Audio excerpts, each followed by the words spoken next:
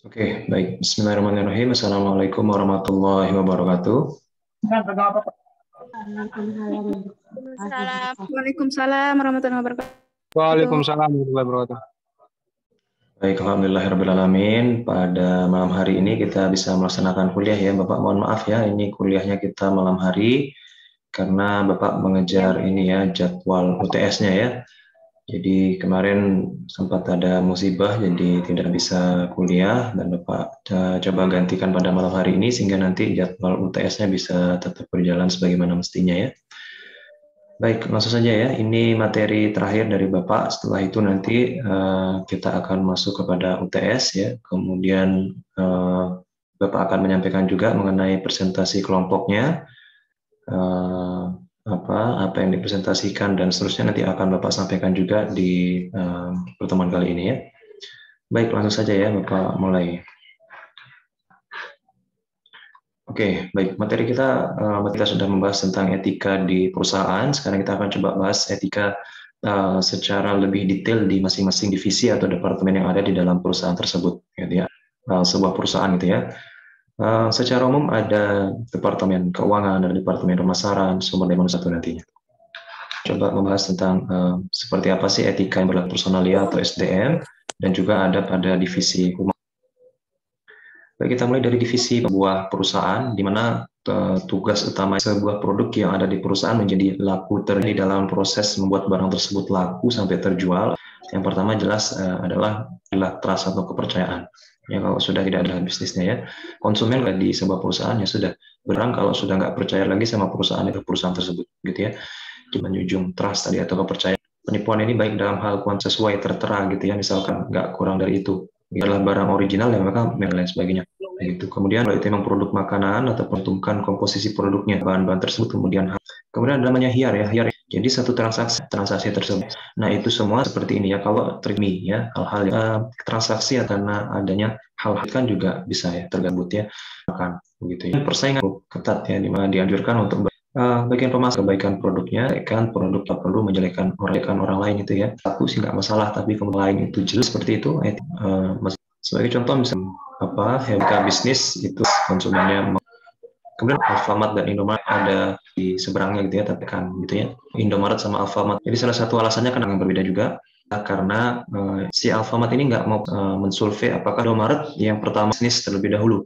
Di Alfamart ya tanpa ambil pusing di dekatnya aja, karena pasti lokal Alfamart selalu. Oke, kemudian yang selanjutnya di pemasaran monopoli ya. Monopoli ini barang agar langka dan menjadi awal-awal pandemi itu kan dalam kondisi seperti mau ditimbun kondisi seperti itu di mana barang itu tidak diperbolehkan jualan gitu ya. Terus dibolehkan ya jika memang perusahaan-perusahaan BUMN, Pertamina itu rata-rata satu perusahaan saja gitu yang menjual listrik di hajat hidup orang. Ya terus demikian. Dan dari segi harga dan banyak gitu layak ya. Kondisi perusahaan yang bayar harga tepi dan masih ada laba juga yang menarik ya, di mana ya, jika ada pembayaran yang besar itu dibolehkan mengambil itu ya.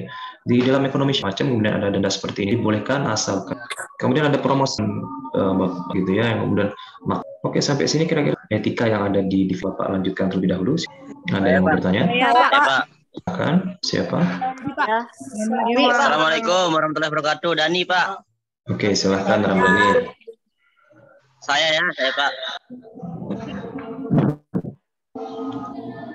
Assalamualaikum warahmatullahi wabarakatuh. Waalaikumsalam. Baik, sebelumnya yang sama-sama kita hormati ada Bapak dosen Bapak Guru Sugierto dan teman-teman sekalian. Jadi yang Bapak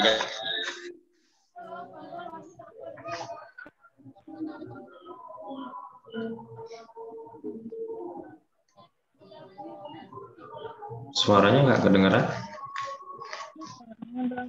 Putus Dani. Ulang, Pak. Apa yang menimbun monopoli itu menimbun barang Pertamina. Apa yang menjadi Pertamina itu sendiri berhak untuk melakukan hal-hal tersebut. Padahal itu kan tidak diperbolehkan, Pak. Kemudian bagaimana ketika toko-toko atau orang-orang yang berusaha menjual barang-barang langka, kemudian itu dia menimbunnya terlebih dahulu, baru dia jual dengan harga yang sangat tinggi. Maka hal-hal tersebut memiliki aturan-aturan yang memang tertera dalam undang-undang sendiri, Pak. Ya, dari saya. Oke, baik, terima kasih. Baik, langsung Bapak jawab ya. Tadi kalau memang sesuatu tersebut menyangkut hajat hidup orang banyak, memang diserahkan begitu kepada pemerintah. Dalam hal ini adalah Badan Usaha Milik Negara atau BUMN. Supaya apa? Supaya bisa teratur. Yang pertama ya. Karena kalau dibuka begitu saja ya, maka akan banyak perusahaan yang masuk dan saling bersaing begitu ya untuk mendapatkan konsumen yang banyak. Tapi kalau diserahkan pada satu lembaga, di mana lembaga itu pemerintah, ya diharapkan bisa diatur sedemikian rupa sehingga tujuannya tidak hanya sekedar mencari bisnis, tetapi juga untuk melayani masyarakat umum. Misalkan kayak PLN. PLN itu kan tidak murni mencari keuntungan ya, tetapi juga dalam rangka melayani masyarakat untuk pemenuhan kebutuhan listriknya. Andai kata PLN itu kemudian diswastakan begitu ya, tidak dimonopoli oleh pemerintah, maka ya akan dijadikan bisnis begitu oleh banyak perusahaan, sehingga perusahaan akan berlomba-lomba menawarkan listrik dan seterusnya, sehingga konsumen cenderung akan dirugikan nanti. Tapi kalau kemudian itu diserahkan pada pemerintah, ya apalagi BUMN, di mana BUMN ini ada satu skema, di mana skema ini bisa meringankan beban konsumennya, yaitu dengan skema subsidi. Jadi harga-harga listrik yang dijual tersebut disubsidi sama pemerintah. Jadi pemerintah ngebayarin sebagian, sehingga rakyat-rakyat yang membeli listrik tersebut tidak membelinya dalam harga yang mahal. Kalau itu perusahaan swasta ya nggak ada mekanisme subsidi seperti itu, sehingga harganya akan cenderung mahal. Tapi kalau lewat BUMN, apalagi itu pemerintah, ada mekanisme subsidi. Jadi listrik yang kita bayarkan itu lebih murah daripada yang seharusnya kita bayarkan. Ya, apalagi masa pandemi kemarin tuh ya ada banyak sekali keringanan-keringanan listrik gitu ya, ada token listrik yang gratis sampai beberapa bulan begitu ya. Nah, itu mekanisme seperti itu baru bisa berjalan kalau perusahaan tersebut adalah perusahaan milik pemerintah. Termasuk Pertamina ya. Pertamina itu kan harga-harga bensinnya kan disubsidi sampai sekarang ya. Jadi sebagian dari harga bensin itu dibayarkan oleh pemerintah. Supaya apa? Supaya harga jual ke masyarakatnya nggak terlalu mahal gitu, jadi nggak terlalu membebani masyarakatnya. Jadi kurang lebih tujuannya adalah supaya nggak terlalu membebani masyarakat terhadap harga jual barang-barang tertentu seperti tadi listrik, kemudian bensin dan seterusnya, gitu ya. Kemudian yang tadi menimbun barang langka ya untuk dijual kembali. Kalau memang kondisinya normal ya tidak apa-apa. Misalkan kalau kondisinya darurat seperti yang kemarin, di mana masker itu memang benar-benar lagi dibutuhkan banget, malah ditimbun sehingga orang-orang yang butuh masker malah nggak kebagian begitu ya. Nah itu jelas melanggar ya. Bahkan ada bisa kena tindak pidana. Itu kan beberapa kasus kita lihat di televisi, banyak juga yang ditangkap gara-gara ketahuan menimbun masker gitu ya. Tapi kalau kondisinya sudah normal, nanti dia mau nimbun barang apa saja yang selama itu nggak ada pengaruhnya ke orang-orang banyak begitu ya, ya silakan saja. Ada barang-barang langka, barang-barang seni yang dia mau timbun, mau simpan, kemudian dia jual mahal nanti, ya silakan saja selama itu tidak berdampak sesuatu kepada masyarakat umum. Begitu ya. Ini Pak, makasih Pak. Oke, sama-sama. Selanjutnya ada yang mau bertanya? Saya Pak. Saya Pak Liana. Rizky, Pak Rizky. Silakan Rizky. Ya, bismillahirrahmanirrahim. Assalamualaikum warahmatullahi wabarakatuh. Jadi langsung aja ya Pak. Pertanyaan saya tuh kayak yang Barat, kadang di sana. Dengar. Terutama di itu pokoknya di mana ada. Tapi yang saya lihat itu kanan jalan. Sedangkan si Alfamart tuh di sebelah kiri. Jadi saya rasa kalau Alfamart tuh lebih strategis gitu. Apa nggak ada tindakan sama sekali dari pihak Indomaret gitu Pak. Karena kan otomatis kayak nanti yang belanja tuh ke Alfamart semua itu daripada ke Indomaret.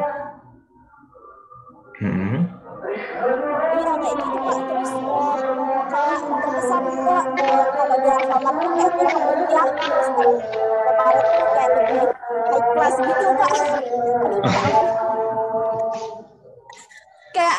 Kayak kalau di Indomaret tuh kayak lebih high class gitu loh Pak. Terus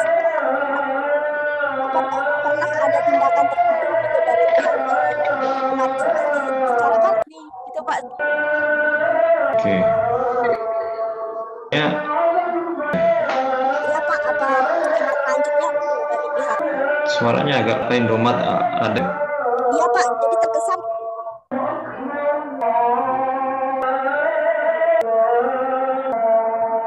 Azannya. Sebelah sini Alfamart di sebelah jawaban pastinya ya, kenapa tadi memang satu tempat itu secara otomatis karena itu tadi melakukan yang namanya akan mencoba mensub dan seterusnya di sana, maka sama. Nah, tergantung jenis barangnya ya, istilahnya barang-barang sabun, sampo berbutuhkan oleh masyarakat ekonomi apapun ya, tetap butuh sabun. Jadi mereka produknya itu jenis takut karena memang kebutuhan sabunnya tersebut bukan ada yang bersebelahan yang dibeli sehari-hari. Kebutuhan sehari-hari jika mereka dibeli ya, itu nggak ada yang mewah sendiri-sendiri gitu ya. Amat ya beda-beda. Kok Bapak pribadi sih, Bapak belanja di sana ya. Kayak gitu ya dengan berbagai macam 50.000 nanti lagi ada diskon Bapak belanja di mana-mana di sana. Kira-kira lagi silakan. Terima kasih Pak. Saya bertanya Pak. Oke. Oke, baik Bapak absensi terlebih dahulu ya. Sebentar ya.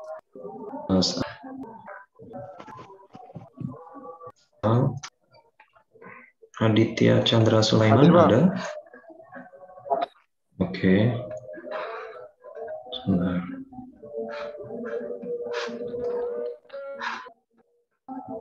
Sari Nur di Asta.